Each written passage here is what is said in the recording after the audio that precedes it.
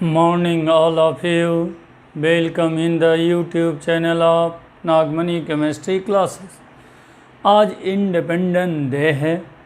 इस independent day के मौका पर मैं आपको चाहता हूँ कि फिजिकल केमिस्ट्री सॉल्यूशन का कुछ अपनी ब्रेन को शार्प कर लें। सॉल्यूशन में मुख्यतः लोग समझते हैं कि सॉलिड लिक्विड में ही घोला जाता है, लेकिन ऐसा नहीं है।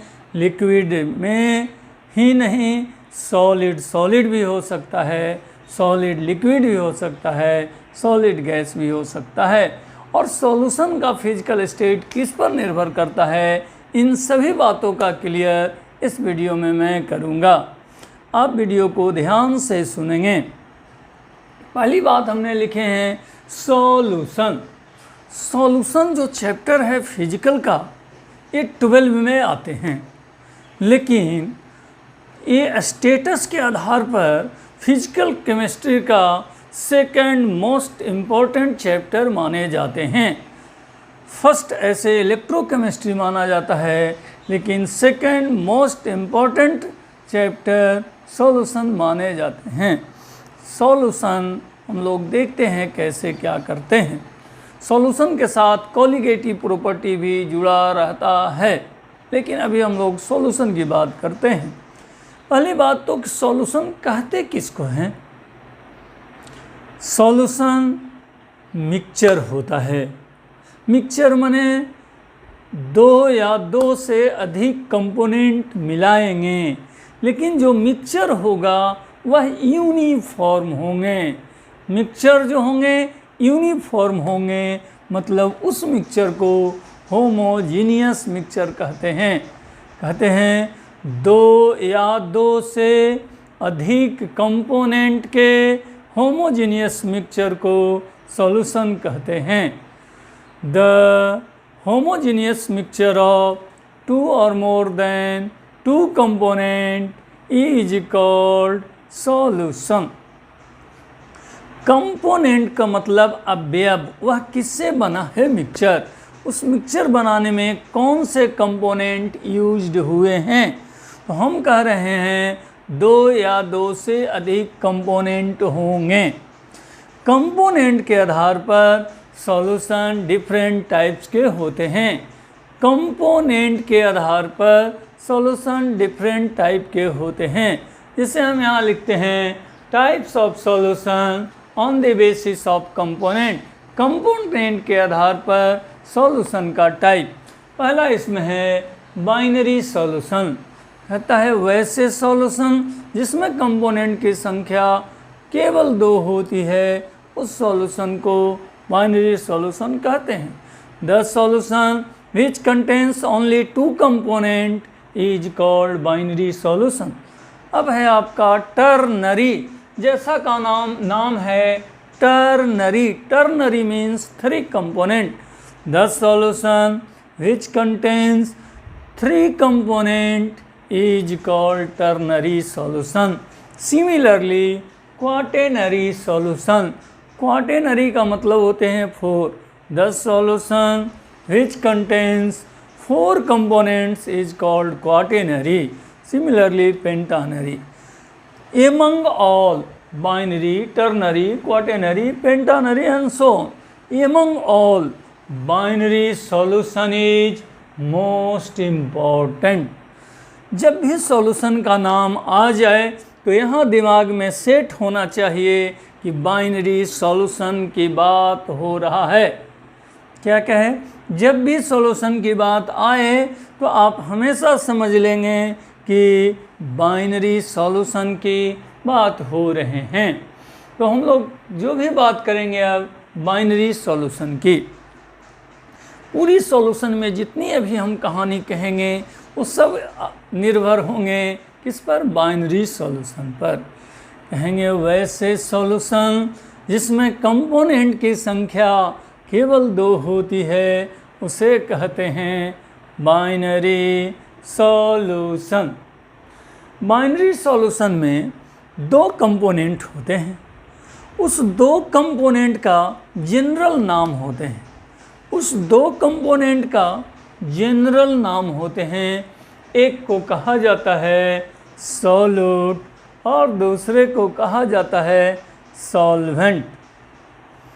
एक को कहा जाता है सॉल्यूट और दूसरे कंपोनेंट को सॉल्वेंट। आप कैसे समझेंगे कि सॉल्यूट कौन होंगे और सॉल्वेंट कौन होंगे?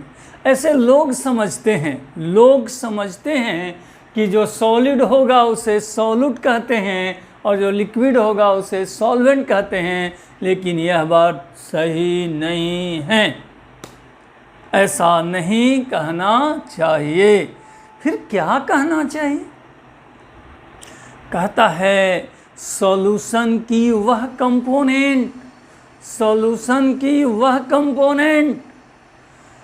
जो कम मात्रा में रहता है, लेस अमाउंट में प्रेजेंट होता है, उसे सॉल्यूट कहते हैं।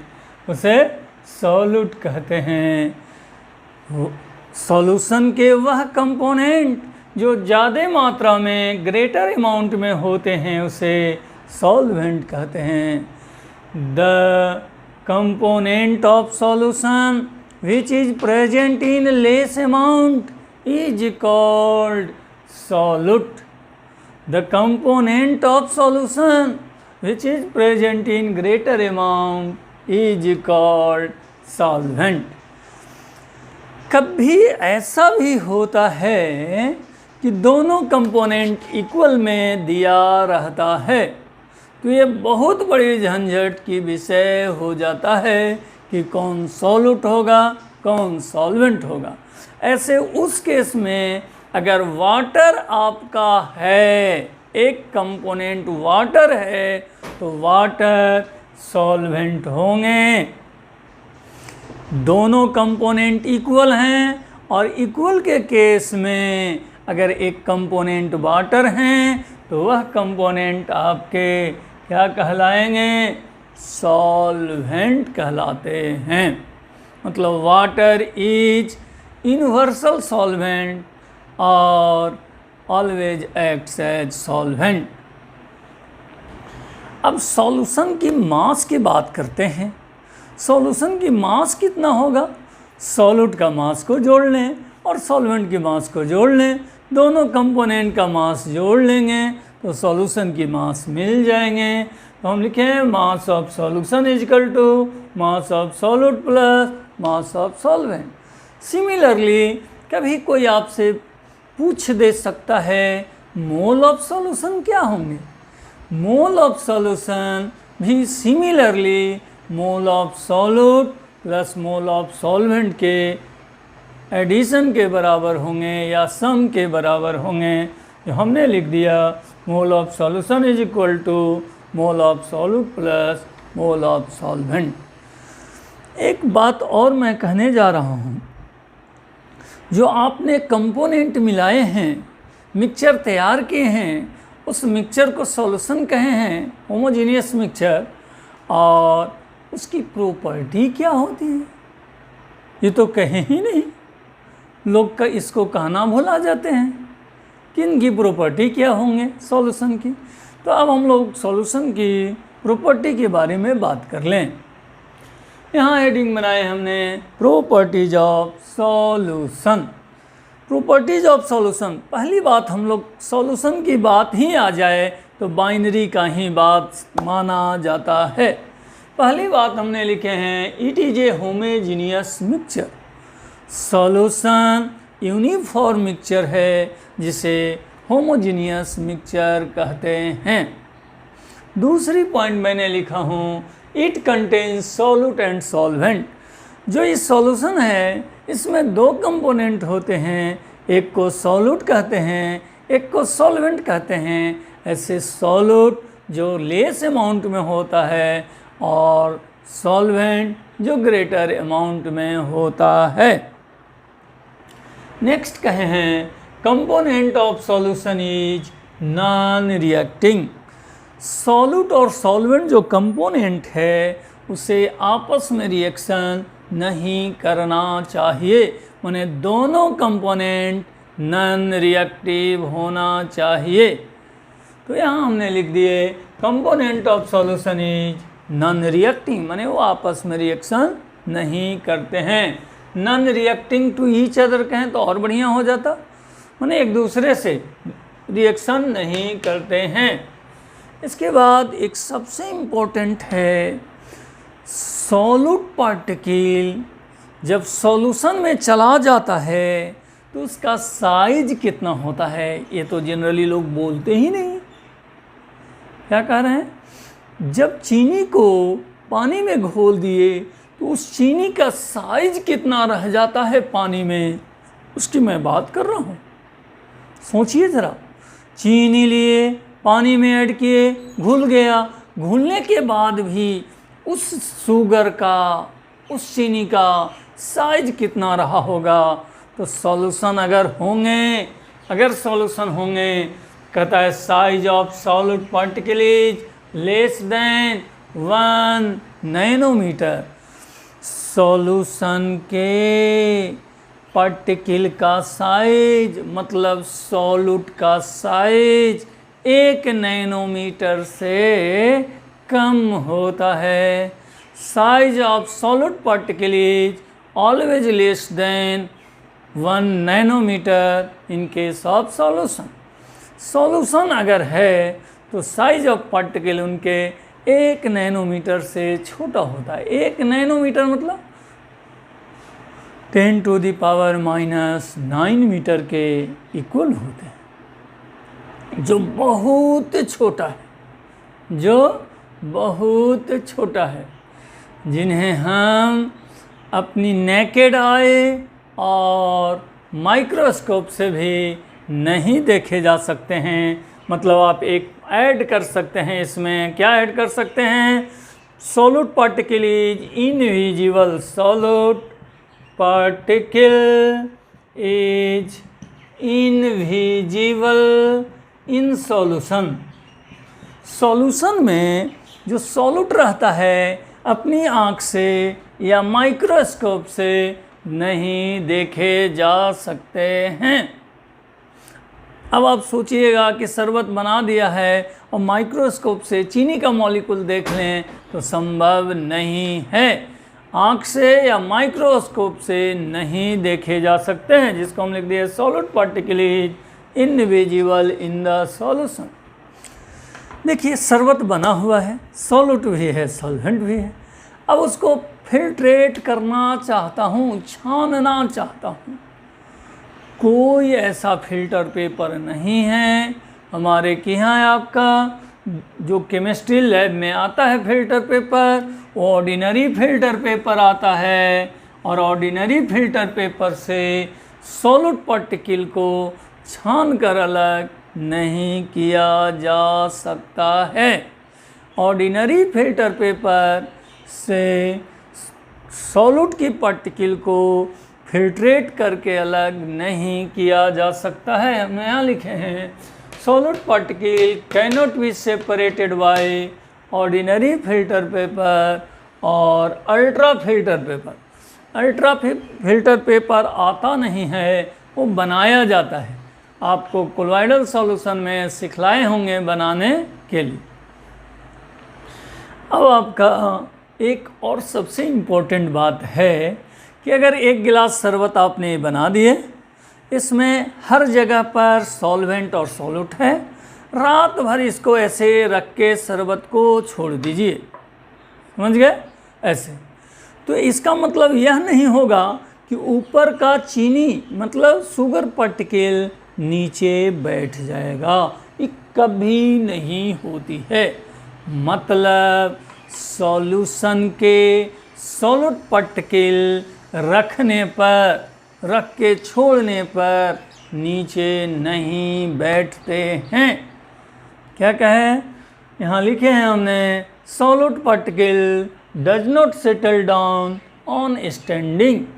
सॉल्यूट पार्टिकल सॉल्यूशन में जब रहेंगे तो वह कभी भी नीचे बैठते नहीं हैं, इवन कितना भी आवर रख कर छोड़ दीजिएगा। अब हम लोग बात करते हैं सॉल्यूशन के टाइप्स होंगे, जो एक बात और कर लेता हूँ उसके बाद।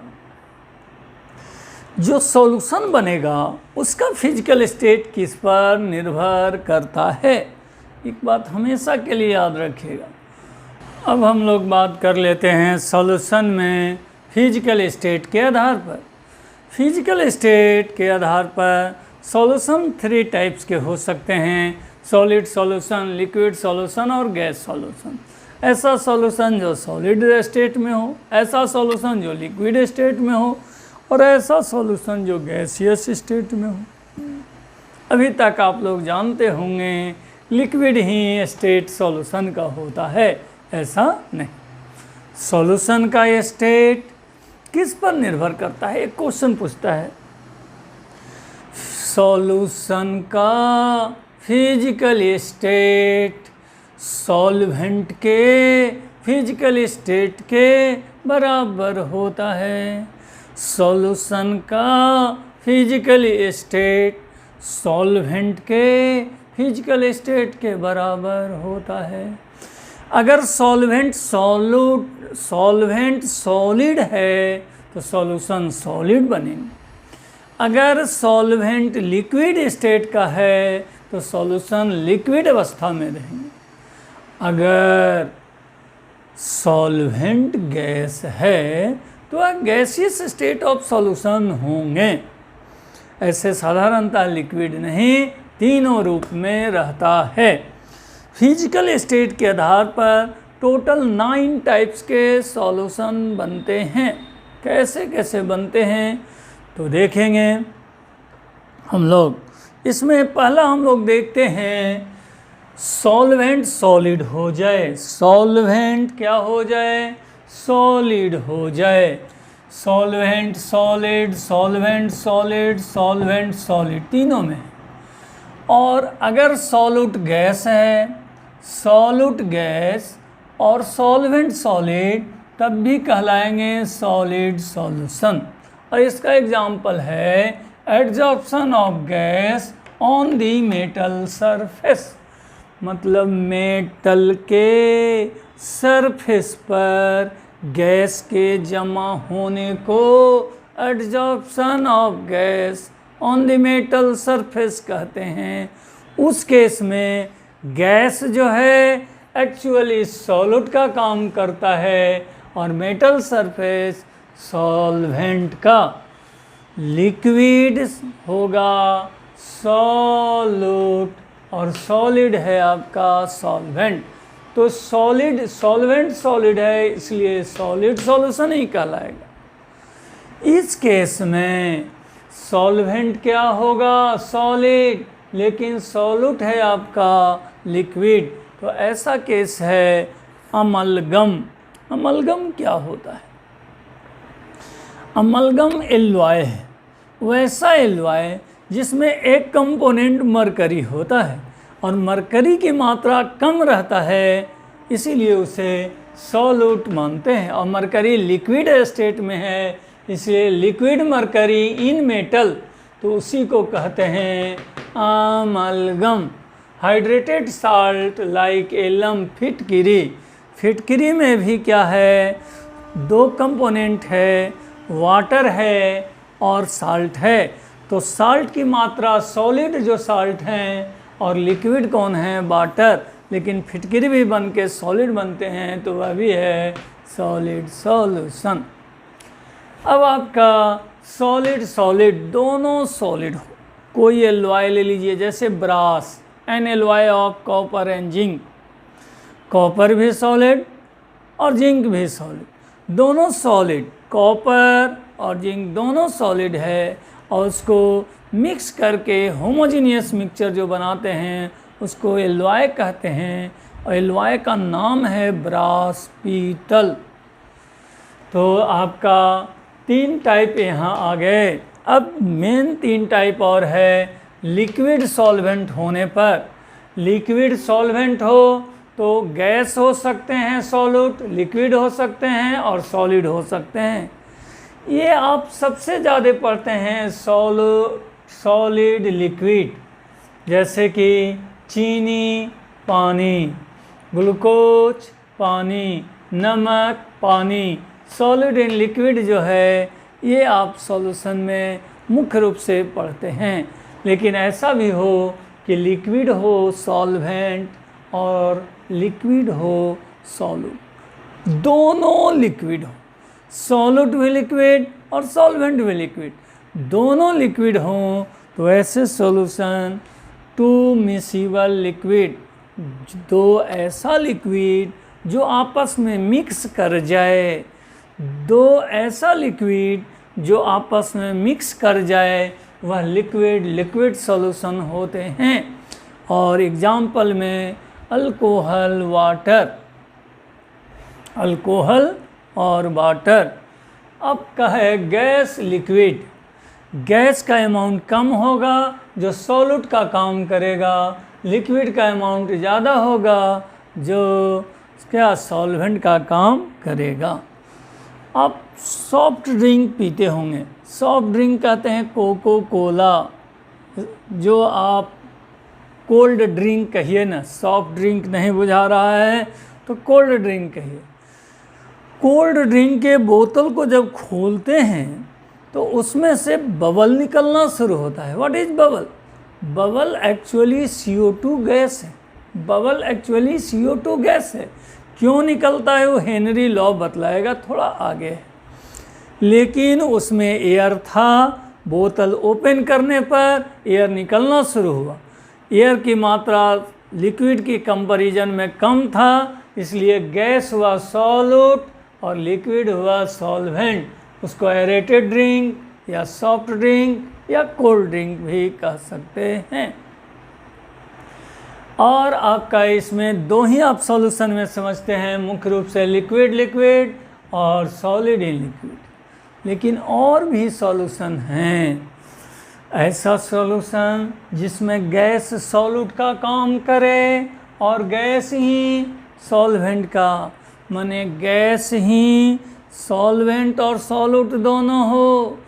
एयर की बात करें, एयर में जो ज़्यादा होगा वो सॉल्वेंट का होगा और जो कम होगा वो सॉल्यूट का होगा। और सॉल्वेंट एयर ही है, इसलिए मिक्सचर आपका एयर ही होगा, जो बनेगा वो एयर ही रहेगा, माने गैसियस स्टेट ही होगा। ऐसा सॉल्यूशन जिसमें लिक्विड हो और गैस हो, लिक्विड जो हो सॉल्यूट का काम करे और गैस जो हो आपका सॉल्वेंट का। ऐसा एग्जाम्पल आपको शायद नहीं आता होगा, कोई भारी बात नहीं है। आप ह्यूमिडिटी जानते हैं, जल वाष्प जानते हैं, आर्द्रता जानते हैं? नहीं। जब पानी रहता है तालाब में तो वेपर बन के एयर में चला जाता है, वेपर बन के जब एयर में चला जाता है तो जो एयर में पानी जो आया उसकी मात्रा कम होती है तो वो लिक्विड स्टेट हुआ। और कहाँ वो है? हवा में चल गया, गैस में चला गया, इसलिए वह एग्जाम्पल होगा humidity in air. Solid in gas, solid in gas जैसे आयोडीन को गर्म करें, आयोडीन सॉलिड होता है, वेपर बन के उड़ जाएगा। तो सॉलिड की कम मात्रा एयर में फैल गया, वेपर ऑफ आयोडीन। तो ये आपका ऐसा एग्जाम्पल है, vapour of iodine in air. Physical state के आधार पर आपका 9 टाइप्स बने। 9 में आपका सॉलिड सॉल्यूशन 3 बनाया, लिक्विड सॉल्यूशन भी 3 हैं और गैसियस सॉल्यूशन 3 हैं। लेकिन मुख्य रूप से हम लोग ये दोनों ही पढ़ते हैं और मुख्यतः जानते हैं। लेकिन आपको मैं सब बतला दिया, इतना तरह के सॉल्यूशन बनाए जा सकते हैं। आप सॉल्यूशन का वीडियो दूसरे का भी इंट्रोडक्शन देख लें, मुझे भी इंट्रोडक्शन सॉल्यूशन का देख लें, और कंपेयर में अगर अच्छा हो तो डेली देखना शुरू करें। Thank you very much.